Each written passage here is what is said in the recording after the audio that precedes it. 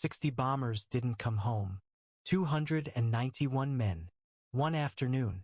And 3 weeks later, the factory they died to destroy was back online. October 14, 1943.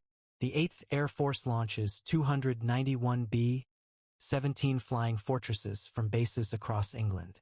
Target, Schweinfurt, Germany.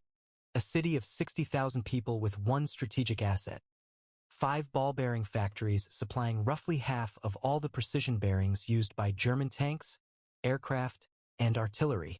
Destroy them, and Germany's entire war machine slows to a halt. That was the theory. It had been the theory since 1941, when American strategic planners built their entire air war doctrine around a single idea.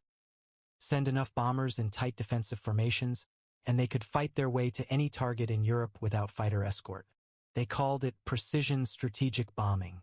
They said it was the future of warfare. The commanders who built this theory had never been inside a B-17 at -40°C over Germany.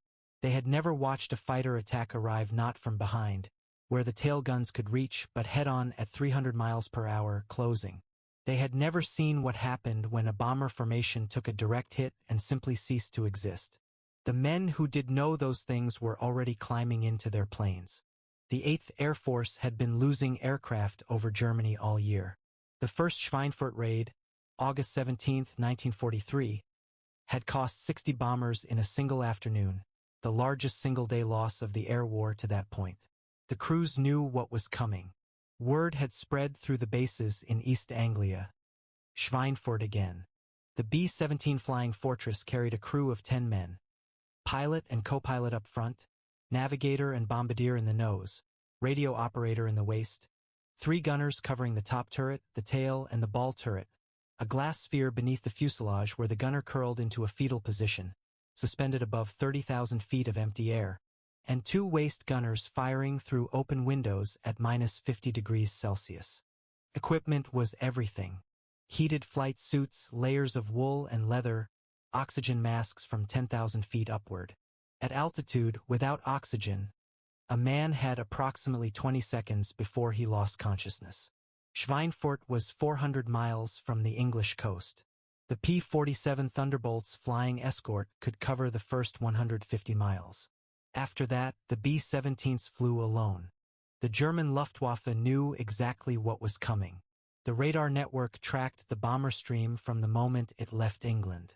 By the time the B-17s crossed the Belgian coast, German fighter control had already vectored more than 300 Focke-Wulf 190s and Messerschmitt 109s into intercept position. German aces had studied the problem. The B-17's defensive armament was heaviest from behind and from below. A Luftwaffe commander named Egon Mayer had worked out the solution. Attack from 12 o'clock, head-on, closing at 500 miles per hour. The bombers had almost no guns pointing forward. The crews had approximately 2 seconds to react before the fighter was through the formation and gone. The American commanders believed in their plan with conviction bordering on faith. The bombers could defend themselves. Losses were acceptable. A 10% loss rate was survivable. Send 300 planes, lose 30, still have 270 tomorrow. The factories would stop. Germany would negotiate. What the math didn't account for. Trained B-17 crews took 18 months to produce. The ball-bearing factories could be repaired in weeks. And Albert Speer, Germany's armaments minister, later wrote that a sustained campaign against Schweinfurt could have been fatal to German production within 4 months.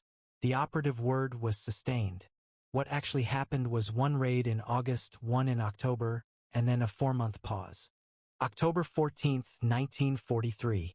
The 291 bomber formation lifts off from East Anglia before dawn. P-47 escort fighters accompany them east, then turn back at the 150-mile limit, leaving 228 bombers alone for the remaining 250 miles. At 1400 hours, the leading B-17 groups came under concentrated fighter assault. Not 20 or 30 planes, 267 individual German fighter sorties launched against 228 bombers. They came in waves. First twin-engine aircraft firing air-to-air rockets into the bomber stream at long range. Then single-engine fighters, head-on, from the beam. A B-17 that took a direct hit to the fuel tank didn't spiral down. It went up, a fireball at 24,000 feet. Crews in the surrounding planes watched and kept flying. They flew so straight, they couldn't maneuver. If they broke formation, the other planes couldn't cover them. So they just kept flying. Straight into us. German fighter pilot, October 14, 1943. Bombs fell on Schweinfurt at 14:57. The bombardiers were working at altitude, in temperatures that froze hydraulic fluid, through anti-aircraft fire, 2 minutes after watching the plane off their wings cease to exist.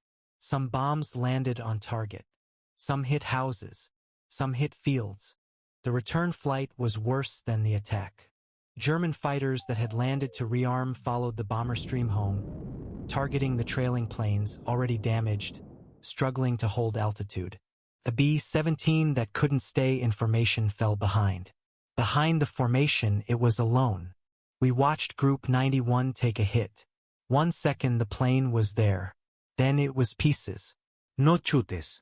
Staff Sergeant Arthur Collins, 91st Bomb Group, October 14, 1943. 650 men began that mission who would not sleep in England that night. 291 were confirmed killed or missing in action. Another 400 were taken prisoner. 47 managed to evade, hiding in barns and safe houses, moving through the French resistance, eventually reaching neutral Switzerland or Spain. At the bases in England, ground crews stood outside counting. Every 30 minutes or so, another aircraft came over the field, or didn't. Pilots who landed described flying home with dead men in their planes, damaged controls, engines out, hydraulic systems shot away. Landing B-17s on flat tires, without brakes, with gunners too frostbitten to move. General Frederick Anderson counted them in at the control tower. The final number, 77 aircraft lost from a force of 291, a 26% loss rate. We were scarcely more than 4 months from a point where a series of attacks repeated at short intervals would have brought armament production to a complete standstill. Albert Speer, German armaments minister. Ball-bearing production had dropped 38%. Repairs were underway. The factories were back to 80% within 3 weeks, and they were never attacked again for 16 weeks.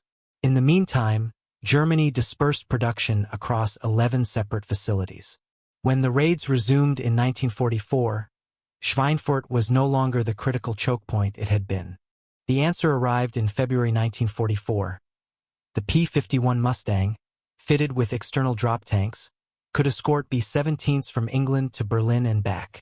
The escort problem that had made Black Thursday possible was solvable. It just required a different aircraft. That aircraft had existed. Nobody had ordered it in time. General Eaker was reassigned in January 1944, effectively removed from command after the catastrophic fall losses. He was replaced by General Karl Spaatz, who immediately made long-range fighter escort a core requirement. The bombing campaign that followed was the one that actually broke German industrial output.